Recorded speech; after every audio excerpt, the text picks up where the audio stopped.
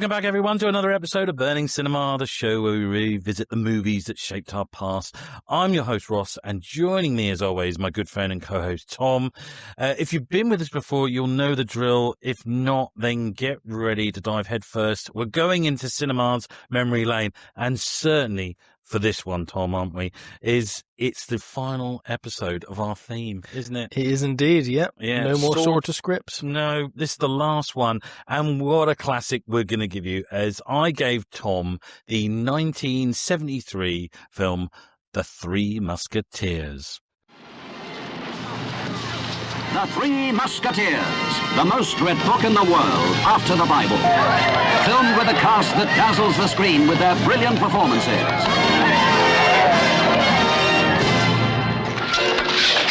There are 6 of them, and we are only 3. No. 4. What is your name, youngster? D'Artagnan. Athos? Porthos, Aramis, and D'Artagnan. Forward! One for all for one. The Three Musketeers, one of the versions from years ago. And I'm just throwing it out there that this is, obviously, I would have watched this when I was little, but I don't think Tom would have watched it when he was little. This was 23 years pre-me. So this is probably, I would have to say, our probably oldest film we've done so far. It is so isn't far. it? I think the previous was 84. So 84. So beaten it by 11 years. So we're getting older and older as we're going along. I'm still trying to find stuff I will for Tom that he hasn't seen at all. The Three Musketeers, 1973. So what was the story? What was it all about? Well, I mean, having watched it, there wasn't really much of an actual story. I think pretty much everyone knows the story of the Three Musketeers. Basically, D'Artagnan, or D'Artagnan, however you want to say it, essentially, he wants to become a musketeer. That's his ambition. He goes to Paris. He gets caught up with 3 random dudes who happen to be the Three Musketeers. Random dudes. And somewhere along the line, they end up caught up in some sort of conspiracy by the Cardinal, and after some diamonds for the Queen. There you go. Yeah, and that's pretty much That is pretty much all there is to it, really. A group of men join together, don't they, and form an alliance to help each other, and then get tangled up in some royalty cardinal stuff, don't they? Yeah. There you go. In a nutshell. This film, I have a long passion for this film, I'm afraid. Or I don't know why I'm saying I'm afraid. I'm quite proud to be. As a child, I remember watching it on television. Obviously, too young I was then to go to the cinema to watch it, even then for 1973. But it was one of those films that was quite big and quite dominant at its time. Big production, big cast, isn't it? Which it is a big cast. If you can see those, I mean, everyone from the classic era of the 70s who was in this film. The roster is phenomenal. Recently, there's been a few goes at it, as like I mentioned. So in 1993, I don't know, we don't go right back because there's been quite a few. I think Errol Flynn's done. We could be here for quite some time. I think if you type into Internet Movie Database, The Three Musketeers, I think it's like 150 like different entries. There's a good few versions then. Yeah. Not to go back too far, just a few highlights, I would say. So we had one in 1993, which had Kiefer Sutherland and Charlie Sheen in. And Oliver Platt. Very odd. Very strange casting. They were the Three Musketeers, and a young Chris O'Donnell as the young D'Artagnan. Oh. Yeah. And that came hot off the heels of the back of what we'd just seen, which was Robin Hood, Prince of Thieves. So you could see that there was definitely, Disney felt that they wanted to have a go at this kind of swords and shields and bow and arrow business sort of thing. and think, why not do it? Produced by Disney, like I say, it wasn't that great, didn't do very well at all, it didn't. And I must admit, when I watched it, I didn't really like it. It wasn't very good at all. Because the 1973 version, this version, which we're going to deep dive into, was still quite prominent. BBC did a TV series in 2014, which ran fairly successful. And then in 2023, there was a big budget French production done, which is probably the most recent one, which was just called The Three Musketeers, and then followed with a sequel called Three Musketeers, Revenge of Milady, which I think, again, is back to the source material. Yeah, and that is apparently, according to fan favourites, that is the most accurate one there is. It's done in the French language, yeah, and it's quite close to the book. Did it do very well? not great because I think it didn't have any stars in it. No one really knew anybody was. Nah, whilst that doesn't make for a good film to have good stars in it, it probably does help it to sell it a little bit, unfortunately. It does. But so not having very many stars. And let's not forget, there was for our older viewers, not younger viewers, older viewers out there who were younger, in 1981 to 1982, there was a children's TV series called Dogtanion. And the Muskehounds. You people out there, you know who you are, and that right at this moment, there'll be the kids of the 80s, the little theme tune will be running through their head. The Musketeers has never really gone away. It's always been around, and everyone's had a go. I'm surprised we haven't had another one since, to be honest with you. Give it time. Yeah, whether you want one or not, anyway. And that's pretty much it. Lovely. So, are you ready, Tom? Should we deep dive into this? Should we go? Let's do it.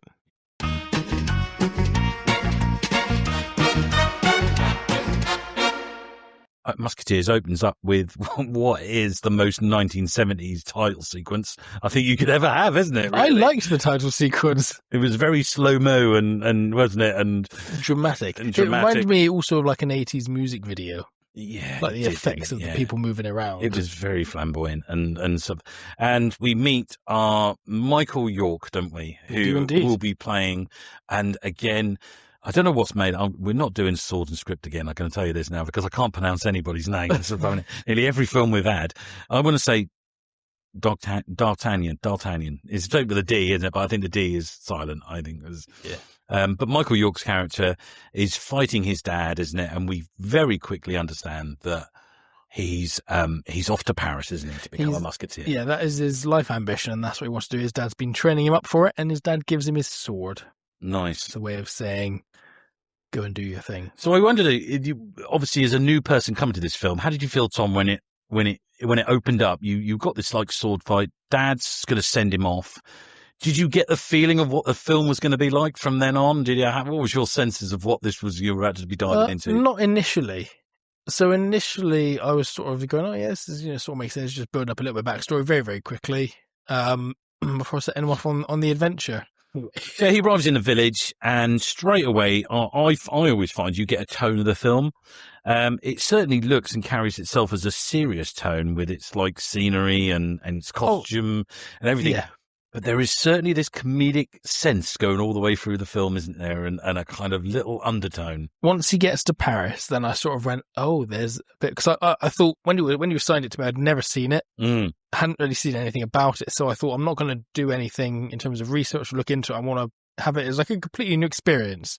Didn't watch any trailers. So I wasn't expecting the comedic element. I was watching it and going, oh, they've actually put a lot of effort into like the costumes and the set pieces. I was like, this is actually really impressive. And then there was then the comedy started hitting, and I wasn't expecting it. And some very weird. We'll talk more about these little comedy moments and little things where they come along, because they do come sort of when you don't suspect, and in very strange places, and that is down to the director, which is Richard Lister, and that is very much his tone. Like any director, you get the sense of that they have their taint, don't they? It's written all over it. You watch a Tim Burton film, you probably know it's a Tim Burton film before you've even seen his name rise up on the credits. Yeah. And they all have their own ways about it. And certainly this film is exactly like that for him. Well, we're introduced to Christopher Lee, aren't we? Straight away. Sir Christopher Lee himself. Yeah, and he's playing this very sort of crimson coloured. He looks like a red version of the Musketeer, doesn't he? He looks does like actually, yeah. The alternative version or whatever. And he's sporting an eye patch, and we know he's not a good man, is he? And stuff. And straight away, our young adventurer is already going to pick a fight with him, and he's straight away in the first village he's come to. Very bold claim, and he's very quickly shown his place, isn't he? Yeah, someone snaps his sword, dunks him on the head, didn't they? And that's it. And then someone steals his horse. So we already say that Paris is not for the like-minded. And and it was here that I started to see the comedy elements sort of come into it, particularly when he tries to swing and to attack Christopher Lee and just misses his horse completely. And then ends up in the mud, doesn't he? So we've got sort of this comic tone of like, craziness. I mean, throughout the film, we mentioned, we'll come to stunts and a little bit later, but there was a lot of odd scenery in the background and characters just doing weird things and stuff going on. And certainly as his rest of his journey, as he makes his way to, I want to say it's almost like a headquarters of the Musketeers, isn't there? There's a lot going on. There's a lot of feast for the eyes. Yeah, recruitment. It is, isn't it? Like, I believe this is where you sign up. Yeah, and he walks in there and he's got like a scroll from his father. I think his father used to be something, didn't he? Or something, and his friends. And we meet this guy who's sitting at a desk and he's clearly like the head of the Musketeers. I know, recruitment officer, isn't he? Yeah. But I don't know if you noticed, there's just like another small man sitting right to the right of him. And I never noticed this, and what's really noticeable about him is he had a really prominent black eye. A really prominent black eye. And it was like, what is this part of the plot? Is this something that we need to know about? Or is he like an assistant that is not very good at his job? And then, I don't know, the clerical guy punches him in the face and goes, "You've done that wrong again." It's another spelling mistake on my documents. But yeah, and that's pure Richard Lister. We'll never get to the bottom of it. We'll never really find out. But he just puts all these little side quests in. Little nuggets of comedy and people in there that we can see along the way. No clue at all. No idea why is it, but it makes quite an entertaining. It fills the screen up, doesn't it? And I think it looks quite good. So whilst we're introduced to him, he bumps into several. We're gonna get a character roster off on a go, aren't we? Because we're gonna bump. We know we've seen the poster, we've seen the back of the DVD box. We know who's in this, So it's not unmistaken that as he bumps into our several characters, one of them being Oliver Reed, who's drunk. I know, which is never good. I mean, looking back on this now, bless him, Oliver Reed, no longer with us, and those who don't know Oliver Reed or knew what unfortunately, he was a drinker in real life. And looking back at this and remembering him as an alcoholic and bearing in mind that he passed away, it's a little bit sad sometimes that you think, actually, that drinking is real drinking. That's not, that isn't like him. I mean, don't get me wrong, his acting is brilliant, but he is also probably quite drunk as well in amongst this. And we bump into, we bump into all three of the Musketeers, don't we? We do, yeah. And they all end up, I mean, D'Artagnan seems to somehow manage to insult all three of them, and they all challenge him to a duel, don't they? At various different times. 12, 1 and 2. Yeah, 1 and 2. All at the same place, the Luxembourg. yeah. But when we're talking about the people playing the Three Musketeers, one of the original ideas for who was going to play them was the Beatles. Wow. Which I can only imagine would have been a terrible idea. Yeah, that wouldn't have been good, would it? That would have been abysmal. Yeah, at least all these people, they are all well and truly established, very good actors. There's no doubt about it. I mean, Richard Chamberlain's acting his arse off, isn't he, in this, let's be honest. And that I didn't realise, and watching this again, I mean, I've seen it many times, but going back to this, I just didn't realise, he's actually reading it from the text, and he really, and I was like, wow. And he's only really a bit character in it. He doesn't really have a lot to do with it. No, he's definitely the out of all the you've got 4 sort of key characters, say, in terms of the good guys. You've got D'Artagnan and the Three Musketeers. He's definitely 4th on that list. Oh, yeah, of course he is. Yeah, Oliver Reed is your leader, isn't he?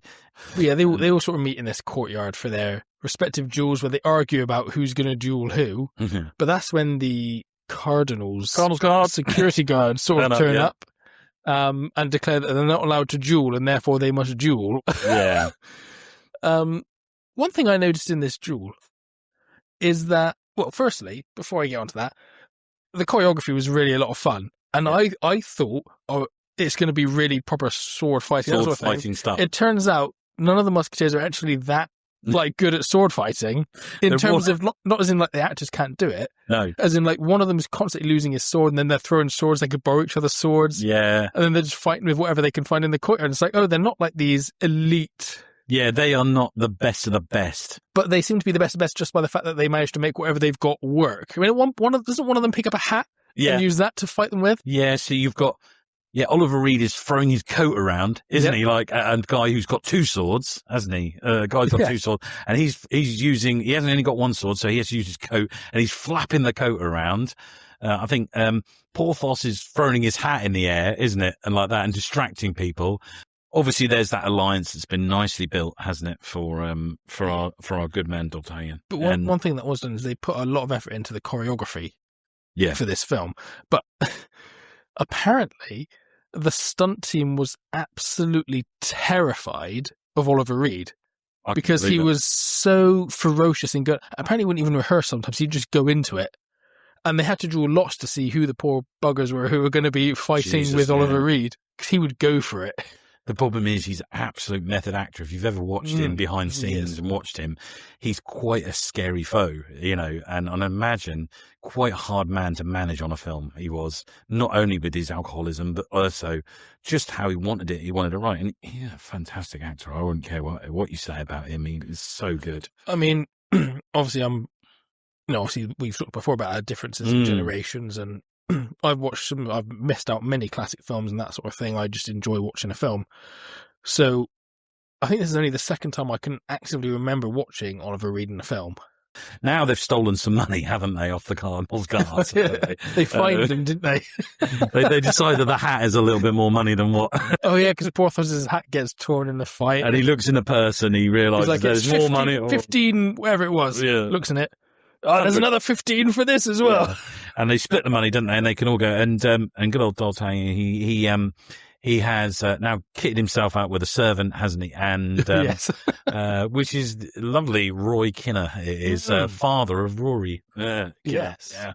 And we're introduced to Spike Milligan, aren't we? A classic comedian, British comedian, who's playing the husband, which is insane to Raquel Welch, who's Constance, isn't it? She is, yes. Spike Milligan is a grey, beardy, old man in this photo. He probably isn't that old in that, but he's that. And obviously Raquel Welch is just a beautiful vixen, isn't it? That you just go, really? So maybe that was on purpose. I think that sort of added to the comedy of it. Well, it added to the silliness, didn't it? It's definitely emphasised in that scene that he's very much in love with her, and she initially seemed to be in that sort of thing, and it just... Oh, Michael York, he don't hang around no time, then he swoops in there, doesn't he? Oh, he very much He don't swoops care, in. does he? He don't give a thinking about her at all. He don't give a monkeys, does he, that she's, like, got a husband. It was almost so quick that I was, like, uncomfortable. It was like, wait, this man is literally going 100 miles an hour. I know he is. He's like, never mind about you. I'll have a look at your wife. Yeah. You know, I beg your pardon. I don't feel like we can carry on without spending a little bit of time discussing the game of chess, though. But again, wild. For our younger people who have never seen this film or have not yet to get to see it, we have a chess game that is going on an elaborate scale. It's unbelievable. So it's in this brilliant gardens, isn't it, of this palace, all outside, all lively shots. Beautiful place. And we have a chess game, which I don't know if you've ever been to a wildlife park or somewhere where there's a random large chess game and you can pay these rather large that are about the size of a 5-year-old kid, you know, and you've got these but instead he's got instead of rooks and knights and stuff, they're like monkeys on the back of dogs. There's different breeds of dogs. Like, you've got little Dachshunds as playing the pawns, and then you've got, but there is a monkey on the back of the dogs. It's like, I feel like the dogs, are all under command to do the different moves and that. And then the monkey was just like, I feel like they just found a monkey and just went, oh, well, put him in the film. Yeah. Have him riding a dog. Have him ride on the back of a dog, and they can be the knight. Yeah. And they do this thing where, and it is an absolute praise, this film of detail and detailed comedy as well, that goes a little bit unnoticed, is that the king goes, knights to knights, bishop too, and so another relayed. Man has to say then, even though they've heard, the king is like literally 14 feet away from this chessboard, right? And then somebody else has to go, kings are like two, whatever. And then somebody else goes, and then the fourth person goes, and points, and then someone moves it, and you go, yeah, that's the joke, isn't it? Of absolute, whilst our musketeers are living in squalor, these people are living beyond even how we live now. Yeah. And at some point we get introduced to a famous actor called Simon West. He's playing Lord Buckinghamshire or Buckingham or something. The Duke of Buckingham. The Duke of Buckingham, yeah. I don't know whether it was a Lord or Duke. So, and obviously already Michael York is jealous bearing in mind he's been there for 20 minutes, hasn't he? Like, barely, not even, the bed is barely cold that Spike Milligan has got out of, you know, and already a jealous lover, well, you know, has turned around and said, right, I'm not happy with it, I'm going to follow. And then we get this sort of scene in the rain, which I think is quite good. And and then we meet Duke of Buckingham, who sort of says, no, hold on a minute, this is not the case. However, you can look after us and keep an eye on things bodyguard and stuff. And we get little people, don't we, along the way? And if you notice, there's the begging man that's there, and he changes his tone each time. He just goes, money for an orphan, money for an orphan. And then there's somebody else walks up and goes, money for a leper, money for a leper. And then he tucks his leg up underneath himself, doesn't he? And that, you know, definitely. But equally, despite the comedy bits of this film is actually recognised for the sword fighting, in the sense that there are some fencing instructional videos that have utilised footage from this film, particularly Oliver Reed saying this is how to do it. Really? Oh, I didn't know it was that. really well done. That's good, isn't it? That's wow. Credit to them. Yeah, that's good.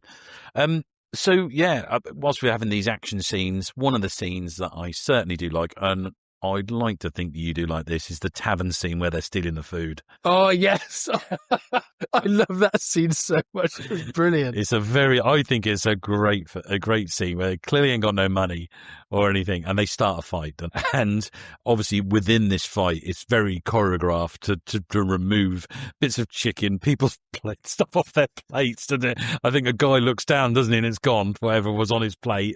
But it's designed to look like it's just a consequence of the fight. Yeah. And I think even at one stage, the tavern owner or the manager, doesn't he, who's the innkeeper, whoever he might be, is I think you hear his little voice go, hold on a minute, I know what you're up to.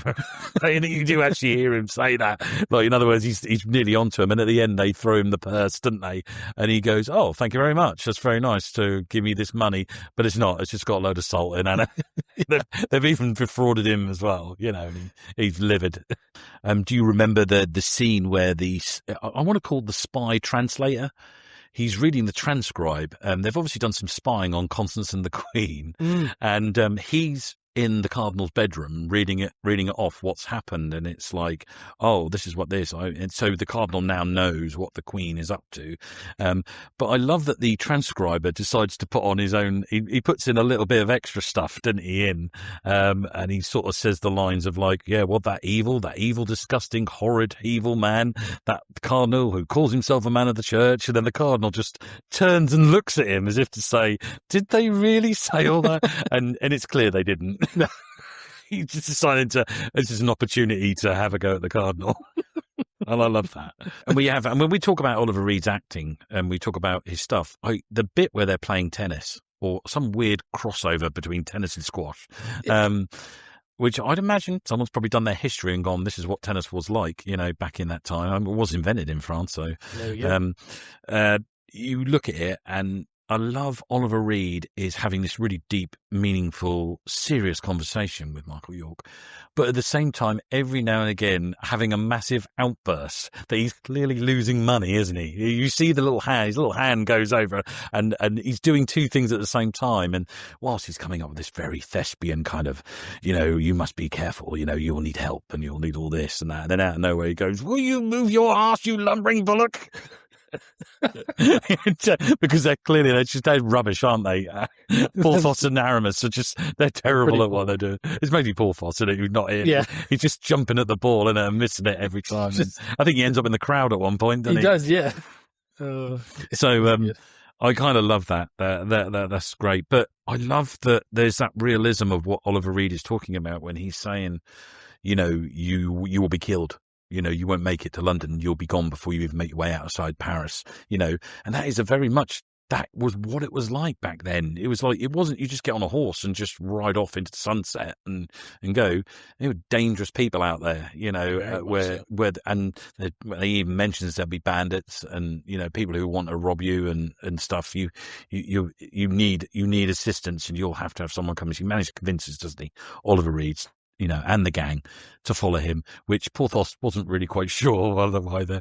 And I think it cuts. So you usually get this jump cut, don't you, straight away to them riding on them horses. And where we said before, they doing their own stunts. That is all of them, on there riding along. And it's, you sort of look at it and you go, I don't think you'd do that now. I just don't think you'd have all your main cast all on that horseback riding at quite a speed. They weren't hanging around, where I imagine that car was doing about 40 mile an hour in front of it. However, they never could find a stunt double for Roy Kinnear. So he had to do all of his own riding because they couldn't get a stunt double for him. Yeah, and so you do know the sad note of poor old Roy. So I did find this out. Did you find that in the Return of the Musketeers, the third film of this little mini franchise, he was thrown off the horse and ended up killing him, which is really sad. Porthos ends up getting in a fight with a drunk man, and the drunk man's actually really quite good. He does, doesn't he? He's more worried about his outfit, his shirt. He went, "Look at this, ruined." And falls headfirst into a puddle, doesn't he? But then the other two end up in a fight. Yeah, and I mean, one of them sort of gets injured and then held at gunpoint. You hear the gun going off. That's Aramis, and then Athos ends up getting caught on a massive water wheel, and gets stabbed in the throat. That's quite. He was actually stabbed in the throat. Well, that went. There was an accident. He was severely injured. You see the sword come up, don't you? And it goes right into his neck, doesn't it? And then you see him cringe. Yeah. And it looks real, doesn't it? Yeah. No, because it is real. Yeah, I'm going to talk about these injuries. So this film was, must have been an absolute nightmare in terms of insurance, because Oliver Reed, I think they probably got any. Was stabbed in the throat and severely injured. At one point, Michael York had a cut to his leg and nearly lost an eye in a fight. So at this point, I'm starting to think they were actually using real swords throughout this whole thing. Oliver Reed was also injured after getting hit with a sword in his hand. Frank Finlay, who played Porthos, picked up a facial injury and a burn injury. Sir Christopher Lee had a sprained knee and pulled a shoulder muscle. Good Lord. Draco Welch sprained a wrist. And at one point, Michael York had to double for his stunt double because the stunt double was injured. I love that. The stunt. I've got to double for the double. So it's just like we need another stunt double. We might as well just get Michael York to do it. Really got hurt in this film, which is, it's a lie. There's no way you'd be using real swords these days. No, probably because this sort of stuff happens. The problem is, it's films like this have probably buggered it up for everybody else because they've gone, well, you can't. They say, don't they? Anything that's more than a walk is a stunt. Milady de Winters, who's only in this very briefly, really, played by Faye Dunaway, has seduced him and stolen a couple of the diamonds. Who's in it with the cardinal and everybody else? Yeah. So now we have the issue of, we've got the necklace with the diamonds, but we've got two missing now, and we're going to be asking the question, where are those two? So we're still in the same thing. I love the moment where he goes down to some weird workshop, doesn't he, where things are being made. And I don't know if you know it, that is Frank Finlay. It is, yes. Yeah, he's doubling up as a second person, aged up and to make look like an old man and at the time. And I love the idea that he says, well, how long, would something like this make? And I kind of like these kind of conversations in films. And he goes, it'd take about, I don't know, a week, probably a week each or whatever. And he said, I'll give you £500 each for each of them. And if you get them done by tomorrow. And he went, done. I love that. I need someone to go and tell the wife. Yeah. But he goes, I'll go to need someone to go tell my wife that I won't be home for the week. And he went, I'll do better than that. I'll call Mistress, I can't remember what her name is now. I wrote it down, I think I did, which is clearly the old trollop or something like that they're sharing around in the palace or something. And he goes, oh, very nice. Which was probably about right, weren't it, back then? They're going to head back, and we're now racing, aren't we, towards the end of it, which is we're getting to almost the final scene, aren't we? We're nearly there already, where there's a big banquet, isn't it, or dance, or I don't really know what to call it, a big soiree ball thing, and everyone's dressing up. Our Roy Keane has come as what a 1970s dress up polar bear or something, has he? We completely misread the invitation. And he's sort of, we had some weird, did you see the part where there's a fountain of wine being poured? And And one of them goes, keep drinking it. He went, I'm doing my best. It's filling up. Like there's no recycle. It's just constantly filling up. Again, back to Richard Lister's kind of crazy little voices and things that he puts little in. random people Randomly saying puts random in these things. Let's cut to chase. Diamonds get returned, then they Cardinal's been foiled. And then he has to sort of try and play it casual, like, oh, yes. Here's some extra diamonds that we... I definitely didn't steal. I had these made for the Queen because she deserves more. Yeah, so they've foiled the Cardinal. And, well, more importantly, D'Artagnan becomes a musketeer, doesn't he? At which point he gets given a musket. He does. I always thought it was weird that the Three Musketeers don't really carry muskets. No. At any point. Yeah, they strut about with their swords and stuff, and the whole thing about them, they are the musket regiment, aren't they? For all that army, aren't they? They're like the people. Why have you turned up here with no musket? That was the whole point of your. And I think what I like about this film is all these little like random scenes of all the random people. Like at one point, do you notice that in this graduation ceremony? I suppose you become a musketeer. The king picks up a snack, has a bite, offers it to the dog, which looks away from it. And he just goes, "Oh, all right," and just throws the snack away. Does, doesn't it? And he's waving, isn't he, or something like that, doesn't it? It's like people wave, and he waves, and then he waves again, doesn't he? And he goes like that, and he goes, and he realises that no one's looking at him, and he goes, "Oh, whatever." He just brushes them away, like he's actually fed up with the whole thing. Yep. And there you go. That was the Three Musketeers. We're not doing the Four Musketeers, I'm afraid. So maybe one day, maybe we might look at sequels and stuff and things, and we might have a look at that. But certainly that was the Three Musketeers, 1973 version.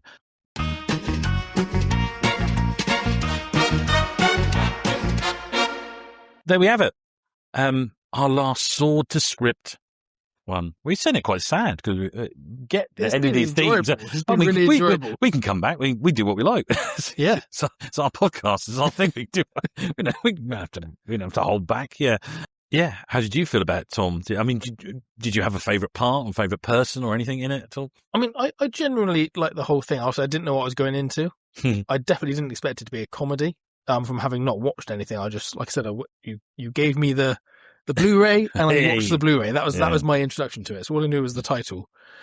I generally quite enjoyed it. I was surprised by it, which I was really glad of. I think my favourite bit is that one random scene in the big final fight where D'Artagnan manages to sort of find himself in a room. I know what you're going to say. He sort of tries to get into a room. He's gone in the wrong room, and there's a load of what I can only assume are castle staff stood there, and he goes to pull the carpet. I can only assume to pull the carpet from under their feet and knock them all down. Only he just rips the carpet, looks at it, and jumps out the window again. And one staff member just goes, "He's just ripped our carpet." It's just so unbelievably out there. Random. But I was laughing so much when I watched it because it just took me by surprise. And was so enjoyable. I think this film does do that. It takes you by surprise in places and brings you. I think if you didn't have that comedy element into it, it'd probably be quite dull. I'm glad you liked it. As I say, I'd say it's a fan favourite for me. But as always, as we come to the end of our show, the Flame rating official on that. Would you like to go first, Tom? How did it feel for you? Difficult one because you've not seen it before. So I had not seen it before, and obviously my sort of whole point of it is I like to go on. Does it take me away from the world? Do I get lost in the film? Do I enjoy it? That sort of thing. And I'm going to sound like I'm giving them out too easily, but I have to give it 5 flames because... Good Lord! Because... My, wow! It took me away from the world. I was laughing so... I'm not laughed at a film like that for quite some time. Whew. It took me by surprise. Yeah. I didn't see it coming. My main critique, if I'm going to give one, is that it wasn't enough Sir Christopher Lee. Right. But then I moan about that with pretty much every film, even when he's not in it. And the fact that after watching it, I was like, I now need to watch the next one. Sometimes I could be like, oh, I'll watch it at some point. Oh, I'll get there. But this, I'm like, no, I really want to see what happens next. So you want to see more of these characters, isn't it? Yeah. And for me, that is exactly what a film should be. And if a film does that, for me, it's 5 all the way. Yeah. And so I have no choice but to get... I can't critique. I've also got you could say, oh, it's aged. It's like, yes, okay. It's from 1973. Of course it's going to be aged. But I've seen modern films that are a lot less quality than that. Yeah. Yeah, so yeah. I think they've done a phenomenal job. I think you're right. Believe it or not, even though I brought this to the table, I give it 4 flames. Oh. I did, yeah. Mainly because it it's a tough watch in some places. I find sometimes the soundtrack lets it down in its inconsistency, and it can be a bit jarring. I found by today's standards. Yeah. So I think, and certainly that's the whole point of our podcast is does it still burn bright? And unfortunately, I trim a flame off for it. My own film that I put there. That does surprise me, because I thought you would have been a straight up 5. I love the film. Don't get me wrong. I really do. And it's one of my favourite films. But on this, I look at it, and there's some other elements to it that, there's some misogynistic kind of like elements to it that pull it in for me a little bit, that you go, yeah, that's a bit dated, but mainly because I find myself being pulled out of it a little bit with that soundtrack sometimes, and that really coarse. I mean, the version we watched was the restored, redigitized version.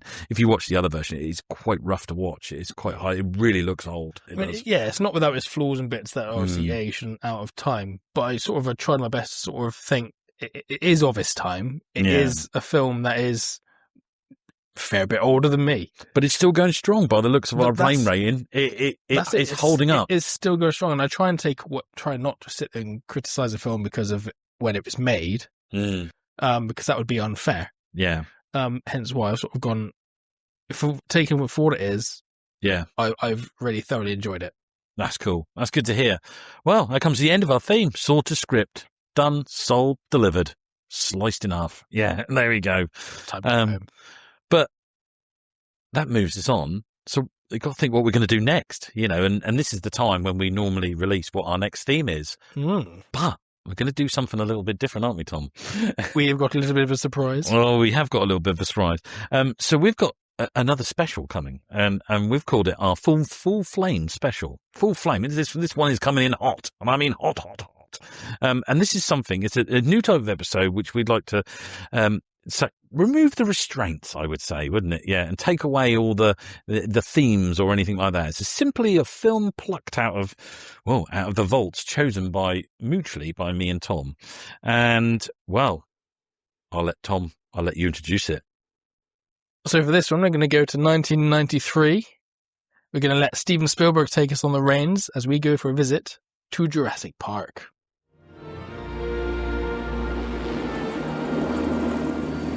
There it is. Welcome to Jurassic Park.